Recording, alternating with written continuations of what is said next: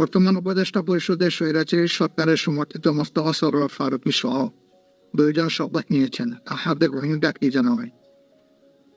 আসলে উপদেষ্টা পরিষদ গঠনের প্রথম দিকে রাজনৈতিক দলগুলো সক্রিয়ভাবে অংশগ্রহণ করেছে, পরে আরেক দফা নেওয়া হয়েছে, এখন তৃতীয় দফায় আরো কিছু নেওয়া হলো। এই সময় আমাদের সাথে তারা এগুলা নিয়ে কোনো পরামর্শ করেন। আমি আমার শহরের পথে কালকে এটা জানতে পেরেছি।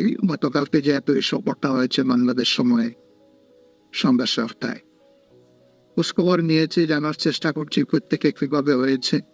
দেশে গেলে আশা করে আরো বিস্তারিত জানতে পারবো। ইতিমধ্যেই অনেকে তাদের উদ্বেগের কথা ব্যক্ত করেছেন এবং আপত্তি জানিয়েছেন। এখন দেখার পাল্লা যে সরকার এই বিষয়টা নিয়ে কি করে। আপনারা দোয়া করেন এমন কোনো ব্যক্তি যেন দেশ পরিচালনার দায়িত্বে না আসে এবং না থাকে যাদের দ্বারা দিন এবং জনগণের ক্ষতি হবে।